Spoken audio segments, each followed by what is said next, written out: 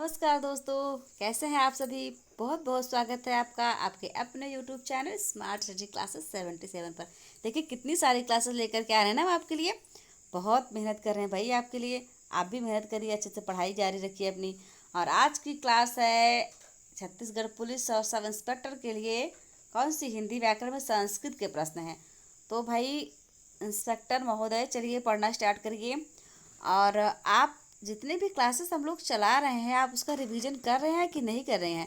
जब तक आप प्रत्येक क्लास के रिवीजन नहीं करेंगे, यानी कि क्वेश्चन पढ़ने से कोई बहुत ज़्यादा मायने नहीं होता, वो क्वेश्चन आपको याद होने चाहिए। ठीक है, याद नहीं कर पाएंगे तो पढ़ने का कोई मतलब नहीं है। यदि आपको याद नहीं होंगे तो परीक्षा हाल में आप जाएंगे, आपको ऐसा लगेगा कि हमने पढ़ा है लेकिन सही उत्तर तक नहीं पहुंच पाएंगे। इसलिए मेरा आपसे बार बार अनुरोध है कि आप प्रत्येक क्लास को कम से कम 2 बार अवश्य देखें, है ना, ताकि आप जो फिर फैक्ट हैं वो आपको अच्छे तरीके से समझ में आ जाएं। तो आज की क्लास जो है वो संधि से संभावित प्रश्न है, इसमें बहुत ही इंपॉर्टेंट क्वेश्चन शामिल किया है हमने। चलिए देखते हैं। संधि के बारे में थोड़ा बता दूं क्या आपको पहले? हाँ, फिर थोड़ा सा बता देती हूँ, उसके बाद क्लास को स्टार्ट करती हूँ। संधि किसे कहते हैं भाई? संधि कहते हैं दो वर्णों के मेल को, है ना। वर्णों के मेल को संधि कहते हैं।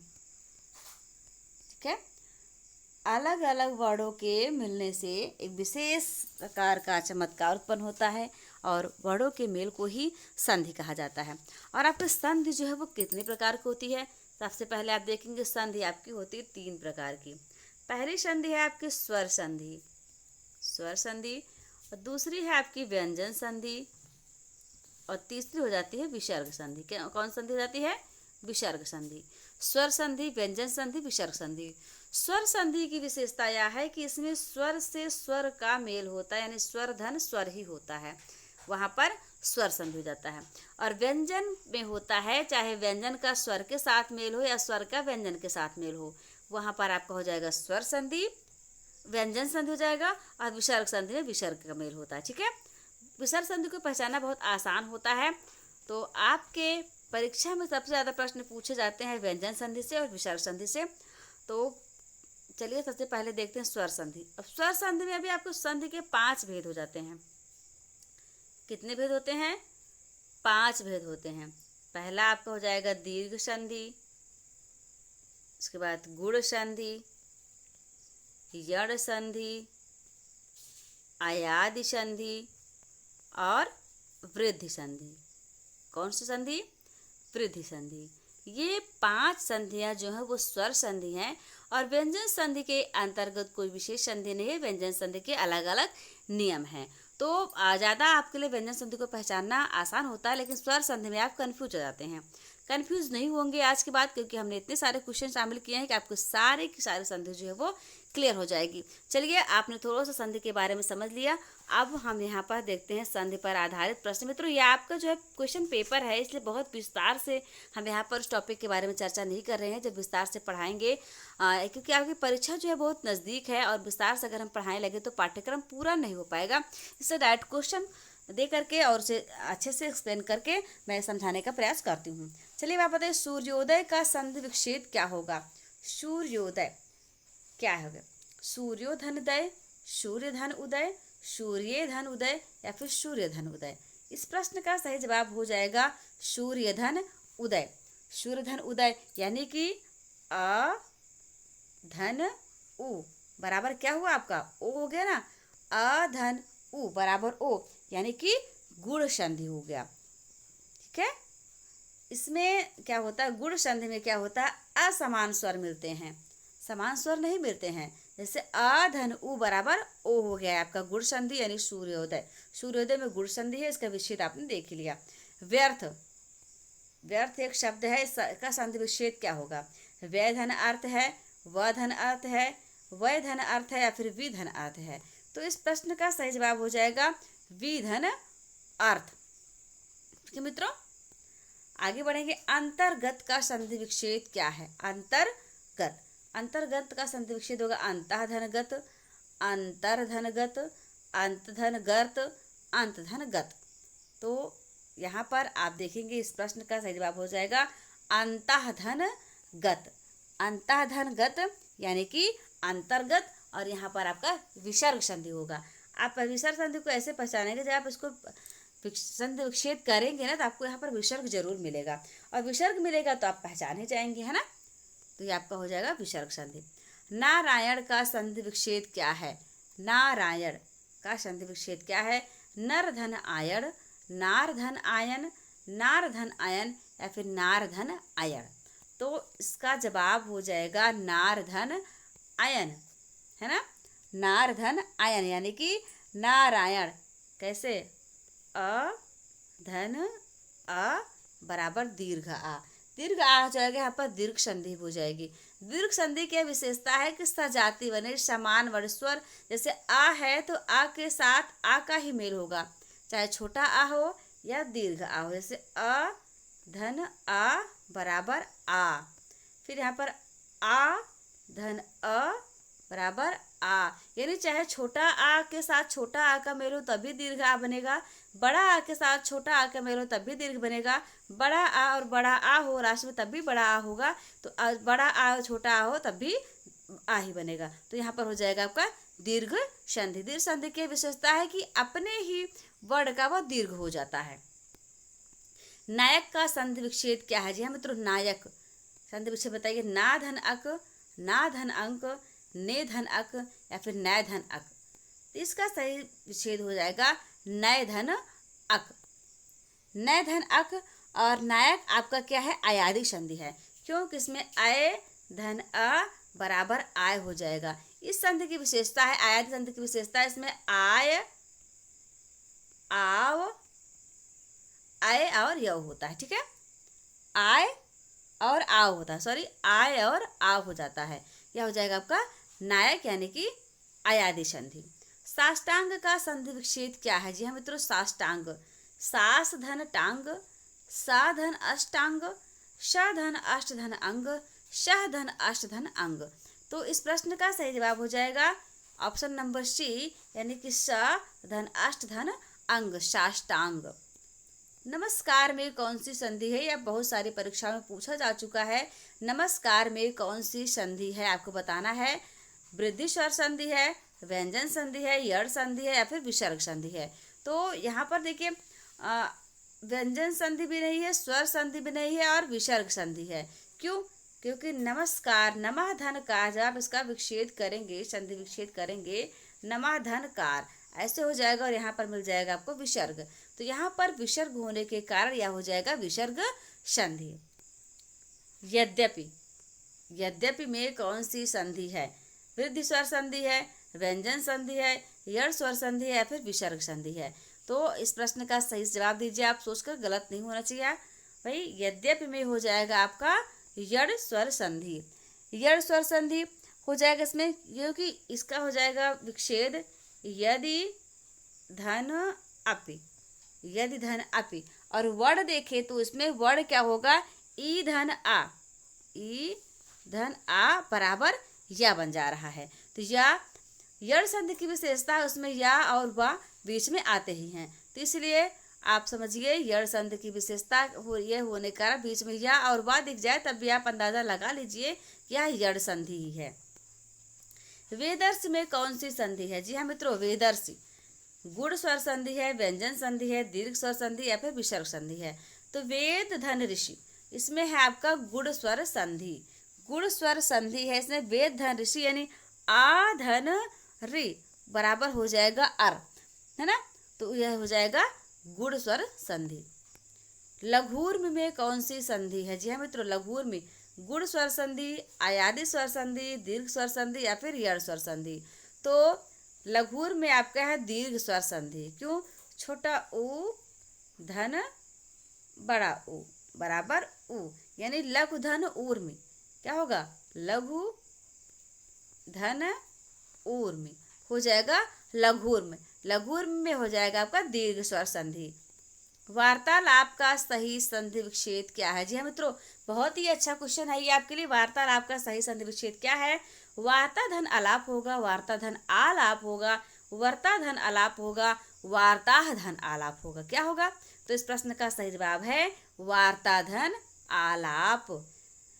वार्ता धन आलाप यानी आ धन आ देखिए वार्ता का आ मिल जा रहा है और आलाप का आ धन आ बराबर आ। ऐसा होने के कारण कौन सी संधि है? दीर्घ संधि है, दीर्घ हो जा रहा है ना ये। हितैषी का सही संधि विच्छेद क्या है? हितैषी, हितै धन असी, हित धन ऐसी, हित धन ऐसी, ही धन असी। तो इसका सही जवाब हो जाएगा हित धन ऐसी। क्वेश्चन नंबर 12 का जवाब हो जाएगा हित धन ऐसी, यानी आ धन ए बराबर आई। तो ये क्या हो जाएगा कि भैया हो जाएगा वृद्धि संधि। वृद्धि संधि की विशेषता है, इसमें आपको जैसे दो मात्रा दिख जाए ना, ऐसे और ऐसे, आप समझ लीजिए वहां पर वृद्धि संधि। ठीक है, एक ट्रिक से भी समझिए। दो चोटी वृद्धि संधि, अधिकतर अपवाद वाले प्रश्नों को छोड़ करके आप समझ जाइए उसको। और या वा दिख जाए तो यड़ संधि, और बीच में या वा के साथ मात्रा आ की मात्रा दिख जाए, यानी आव याव इस तरीके से आ जाए तो आप समझ लीजिए आयादी संधि। और ए की मात्रा दिख जाए और ओ की मात्रा दिख जाए तो आपका गुण संधि हो जाएगा। चलिए, पुनर्जन्म का सही संधि विच्छेद क्या है? पुनः धन जन्म, पुनर्धन जन्म, पुनः धन आजन्म, पुनर्धन जन्म। तो इसका सही शब्द विच्छेद हो जाएगा पुनः धन जन्म। अब देखिए यहाँ पर यदि आपसे पूछा जाता है कि संधि क्या है, तब भी आप बड़े आसानी से बता लेते। क्यों? क्योंकि यहाँ पर है विसर्ग। तो विसर्ग होने के कारण समझ जाते हैं कि यहाँ पर विसर्ग संधि है।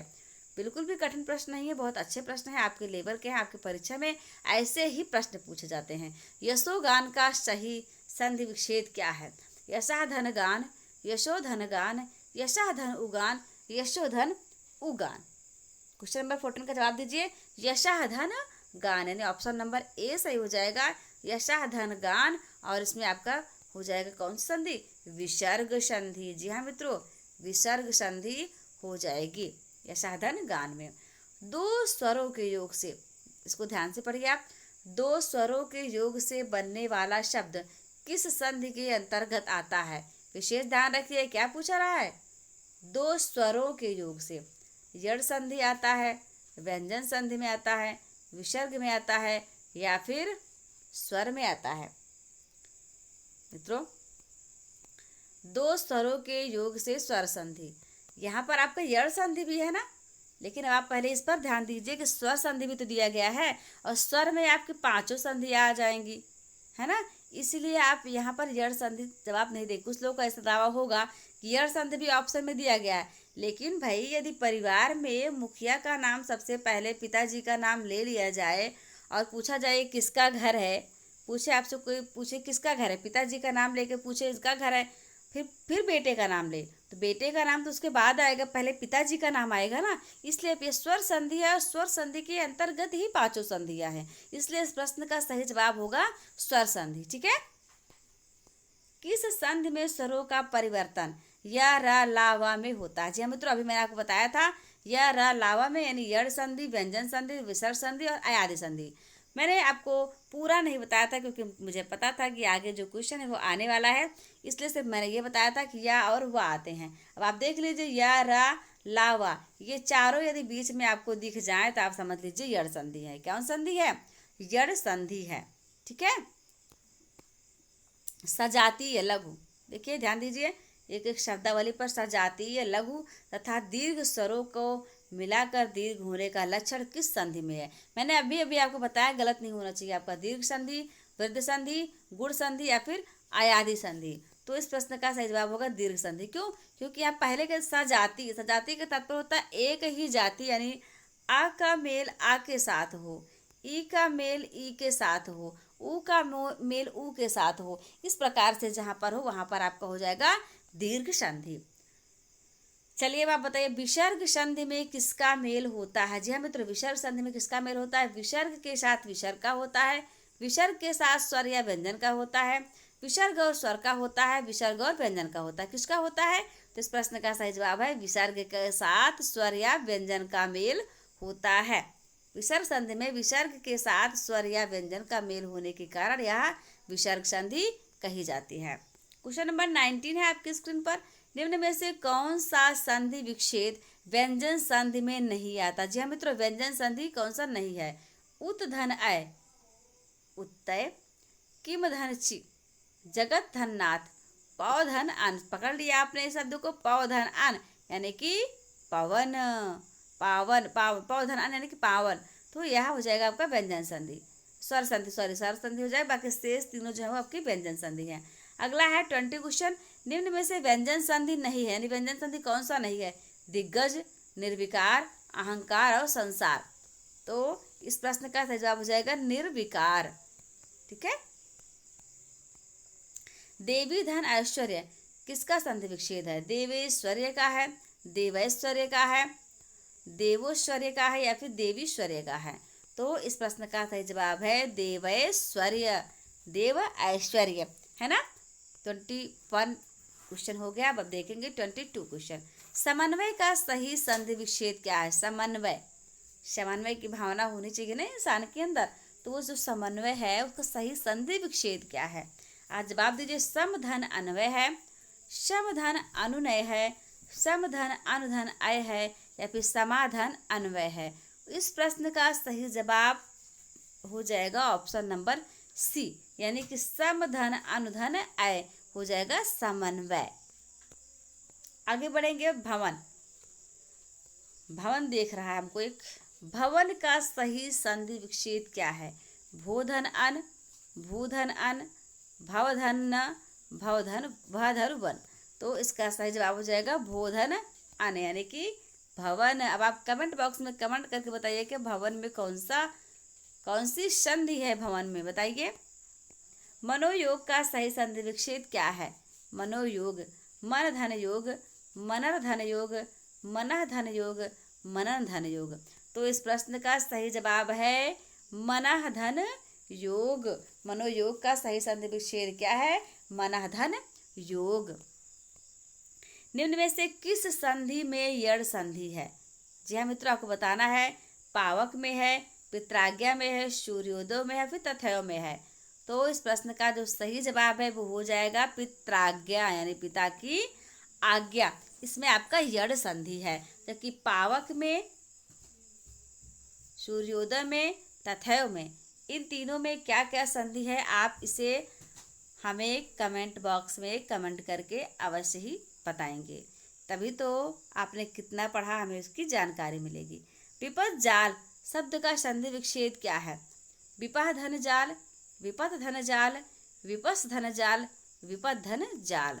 प्रश्न का सही जवाब हो जाएगा ऑप्शन नंबर सी, यानी कि विपत धन जाल। और यह कौन सी संधि है? व्यंजन संधि है। क्यों?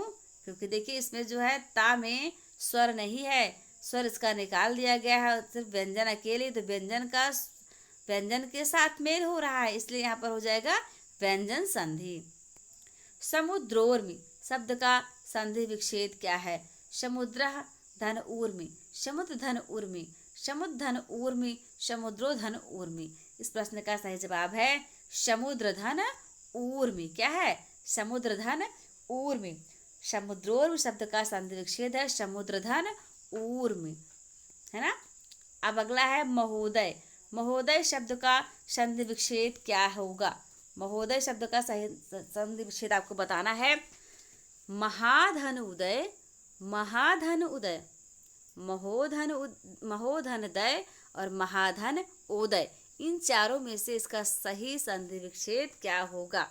इसका हो जाएगा महाधन उदय, यानी कि आ धन उ बराबर ओ, है ना। आप ऐसे कर लिया करिए, लास्ट के जो वर्ड रहते हैं उसमें स्वर निकाल करके दोनों को जोड़कर देख लीजिए कि कौन सा नया शब्द बन रहा है, कौन सा नया अक्षर निर्माण हो रहा है। निम्न में से किस शब्द में विसर्ग संधि नहीं है? जी हाँ मित्रों, निश्चय में नहीं है, निष्ठुर में नहीं है, नितांत में नहीं है, फिर निश्चल में नहीं है। इसका सही जवाब हो जाएगा नितांत। नितांत जो शब्द है उसमें विसर्ग संधि नहीं है, बाकी तीनों में आपके जो है वो निश्चय, निष्ठुर और निश्चल में विसर्ग संधि है। क्वेश्चन नंबर 30 आपके स्क्रीन पर है। निम्न में से किस शब्द में यड़ संधि नहीं है? अत्याचार में नहीं है, स्वागत में नहीं है, तथैव में नहीं है, फिर अत्यधिक में नहीं है। तो निम्न में से जो यड़ संधि इसमें नहीं है, तथैव में नहीं है। तथा धन इव, तथा धन इव, यानी कि आ धन ई बराबर आय। डबल चुटिया किसके निशानी है भाई? वृद्धि संधि की, इसमें वृद्धि संधि है। तो मित्रों आज के 30 क्वेश्चन आपके कंप्लीट होते हैं और ये रहे स्वर पर आधारित।